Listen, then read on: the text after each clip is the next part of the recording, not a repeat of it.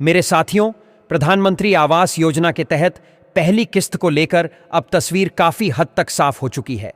सरकार की ओर से यह जानकारी सामने आई है कि पहली किस्त की सूची तैयार कर ली गई है और उसे चरणबद्ध तरीके से जारी किया जा रहा है। जनवरी 2026 के पहले सप्ताह को लेकर यह कहा गया है कि पात्र लाभार्थियों के बैंक खातों में पहली किस्त की राशि सीधे ट्रांसफर की जाएगी। लेकिन यहां एक बहुत अहम शर्त है, जिसे अगर आपने नजरअंदाज किया तो पैसा अटक सकता है। असल में अब पूरी प्रक्रिया पूरी तरह डिजिटल और सख्त हो चुकी है। जिन लाभार्थियों का नाम सूची में जुड़ चुका है लेकिन उनका एफटीओ यानी फंड ट्रांसफर ऑर्डर अभी तक वेरीफाई नहीं हुआ है, उनके खाते में पैसा नहीं भेजा जाएगा। इसकी सबसे बड़ी वजह यही सामने आ रही है कि या तो बैंक खाते में आधार लिंक नहीं है या फिर डीबीटी यानी डायरेक्ट बेनिफिट ट्रांसफर सक्रिय नहीं है। सरकार अब किसी भी हालत में मैनुअल या अधूरी जानकारी के आधार पर भुगतान नहीं करेगी। अगर आपके खाते में अभी तक प्रधानमंत्री आवास योजना की पहली किस्त नहीं आई है तो सबसे पहले आपको यही जांचना होगा कि आपके बैंक खाते में डीबीटी लिंक है या नहीं। इसके लिए किसी एजेंट या बिचौलिए की जरूरत नहीं है। सीधे अपने बैंक जाइए, अपना आधार लिंक और डीबीटी स्टेटस चेक कराइए, क्योंकि अब पैसा केवल और केवल डीबीटी के जरिए ही ट्रांसफर किया जा रहा है। अब यहां एक और बड़ी बात समझना बहुत जरूरी है। मान लीजिए आपका डीबीटी भी लिंक है, फिर भी पैसा नहीं आया, तो इसका मतलब यह हो सकता है कि आपका केस अब फुल वेरिफिकेशन के लिए गया है। सरकार ने साफ कर दिया है कि अब सभी लाभार्थियों की जियो टैगिंग के जरिए दोबारा जांच की जाएगी। जियो टैगिंग का मतलब है लाइव लोकेशन के साथ यह पुष्टि करना कि जिस जगह पर आप घर बनाने के पात्र हैं वही आपकी वास्तविक और वैध संपत्ति है।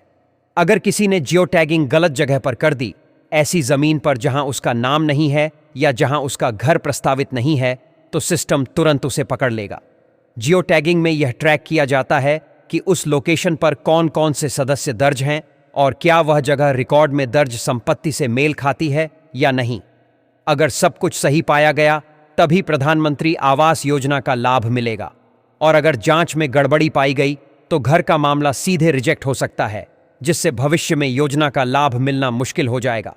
इसलिए यहां कोई भी शॉर्टकट या गलत तरीका अपनाने की कोशिश बिल्कुल न करें। सरकार ने यह व्यवस्था पूरे देश में लागू कर दी है ताकि केवल वास्तविक और पात्र लोगों को ही योजना का लाभ मिल सके।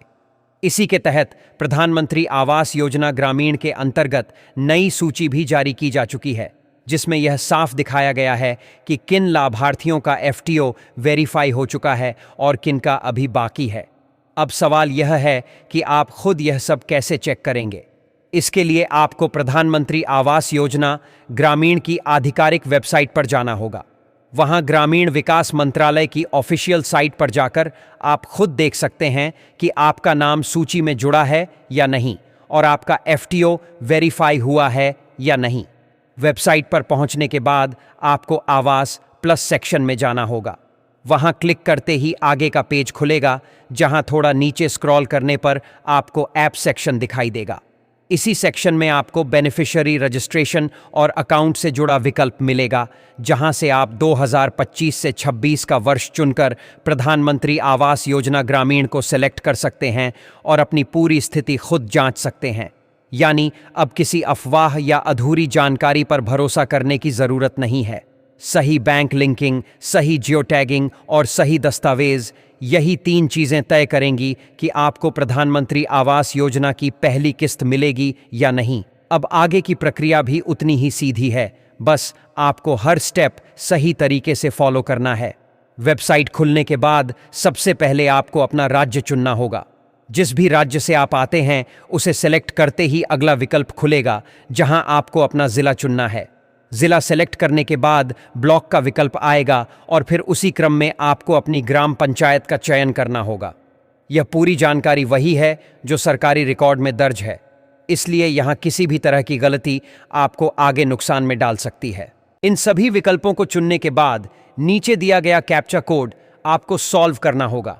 यह कोई मुश्किल काम नहीं है, बस माइनस या प्लस का जो भी सवाल दिया गया हो उसका सही जवाब भरना है और फिर सबमिट पर क्लिक करना है।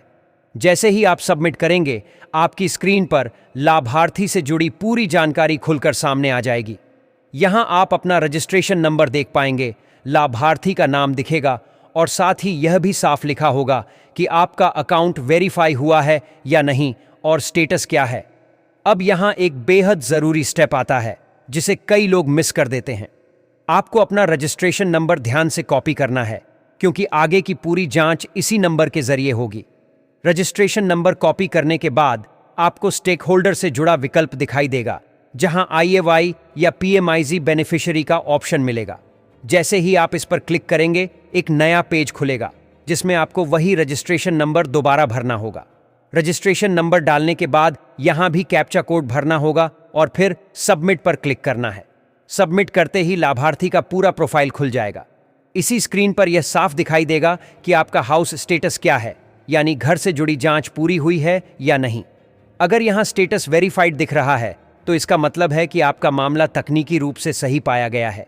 यहीं पर आपको ऑर्डर शीट से जुड़ी जानकारी भी दिखाई देगी। पहली किस्त की राशि कितनी है, किस तारीख में ट्रांसफर की जा रही है और आपका FTO वेरीफाई हुआ है या नहीं, ये सब कुछ एक ही जगह दिखने लगता है। जिन लाभार्थियों का FTO वेरीफाई हो चुका है और जिनकी जियो टैगिंग पूरी तरह कंप्लीट है, उनके खाते में पहली किस्त की राशि सीधे ट्रांसफर की जा रही है। यही वजह है कि इस समय प्रधानमंत्री आवास योजना ग्रामीण और शहरी दोनों को लेकर देश भर में इतनी हलचल देखने को मिल रही है। ये कोई आने वाली घोषणा नहीं है बल्कि लागू किया जा चुका फैसला है। सरकार ने साफ कर दिया है कि नए साल के पहले सप्ताह में पहली किस्त केवल उन्हीं लोगों के बैंक खातों में जाएगी जिनका रिकॉर्ड पूरी तरह सही है, जिनकी जानकारी अधूरी है, जिनका FTO रुका हुआ है या जिनकी जियो टैगिंग में गड़बड़ी है, उन्हें फिलहाल इंतजार ही करना पड़ेगा। इसीलिए यह जानकारी आज आपके लिए बेहद ज़रूरी है। अगर आपने यह सोचकर टाल दिया कि बाद में देख लेंगे तो सिस्टम खुद आपको पीछे कर देगा। समय रहते अपना स्टेटस चेक करना, बैंक और DBT लिंकिंग सही कराना और जियो टैगिंग पूरी करना ही एकमात्र रास्ता है जिससे आप प्रधानमंत्री आवास योजना की पहली किस्त